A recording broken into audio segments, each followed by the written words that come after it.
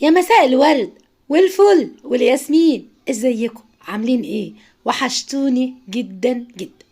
النهارده هكلمكم عن فنان كلنا بنعشقه، الفنان الكبير نجم الكوميديا وحيد سيف.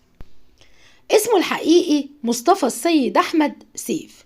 اتولد في محافظة الإسكندرية سنة 1939 في حي في محرم بيه، وكان له 3 اخوات صبيان و2 بنات.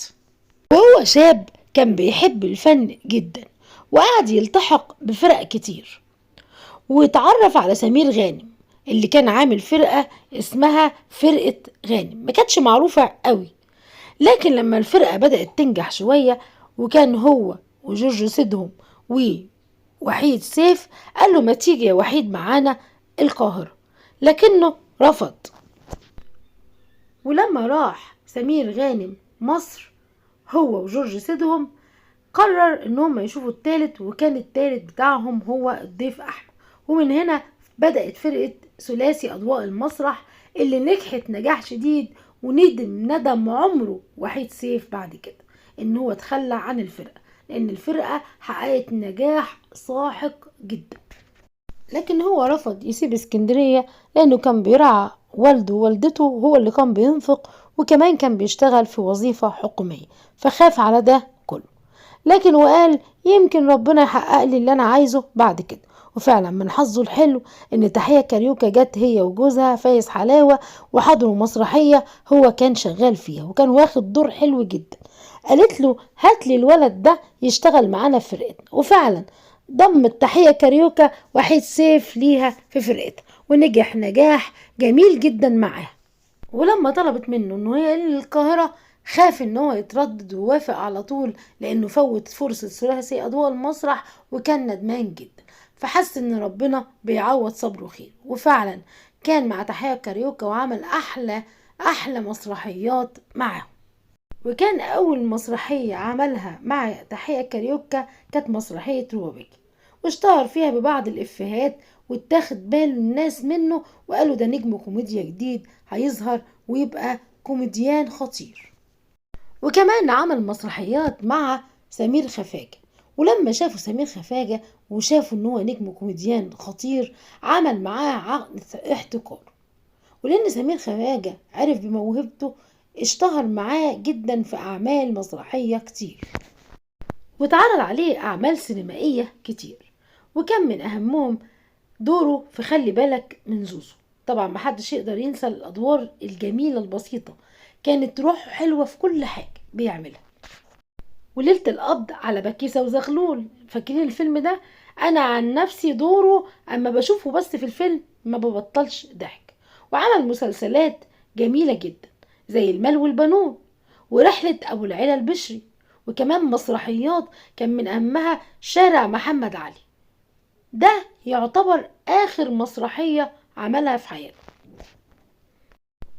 نيجي بقى ونتكلم عن حياته الشخصية.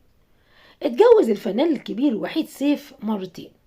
المرة الأولى من أم أولاده ألفت سكر، هي فنانة معتزلة وهي ممثلة من أصل سوري، أخذت الجنسية المصرية لما اتجوزت الفنان الكبير وحيد سيف، وعاش معاها 16 سنة، وكان مخلف منها 3 أبناء، أشرف سيف وإيمان وإيناس. وكان نفسه قوي إن ابنه الكبير أشرف سيف يخش هندسة، لكن اتفاجئ إن ابنه دخل معهد الفنون المسرحية، ولما عرف كده زعل جدا. وطلق الفنان الكبير وحيد سيف ألفت سكر بعد 16 سنة جواز، وبعدها كان بيشتغل وبيروح لبنان، وفجأة اتعرف على صحفية هناك أعجب بيها جدا اسمها خلود في لبنان، واستشار ولاده علشان يتجوز. ورغم فارق السن الكبير اللي بينهم، لكن هما الاتنين صمموا ان هما يتجوزوا. هي قالت لك هو بالنسبة لي اب وحبيب، هو قال هتبقى بنتي وزوجتي. بعد استشارة ولاده طبعا تمت الموافقة على الجواز، واتجوزوا وعاشوا في سعادة، وعاش معاها 17 سنة جواز. وبدأ وحيد سيف يتعب في 2007، ولما راح علشان يكشف شخصوا للأسف المرض غلط، وقالوا له ده انت عندك الصفرة، وقعد ياخد أدوية كتير جدا عشان علاج الصفرة، لكن عملت دروب له وأثرت على الكلى واضطر يعمل غسيل كلوي، وبدأت حالته تتدهور جدا، وصرف كتير قوي على علاجه، محدش كان بيساعده، حتى الممثلين اصحابه محدش فيهم كان بيسأل عليه، ولا حتى النقابة لما عرفت ان هو تعبان صرفت له فلوس للعلاج او حاجة. فده كان مؤثر جدا جدا على نفسيته، وما كان بيرفض اي حاجة فيها مساعدة، لدرجة ان الرئيس لما عرف ان هو تعبان قال هو يتعالج في القوات المسلحة على حساب الدولة.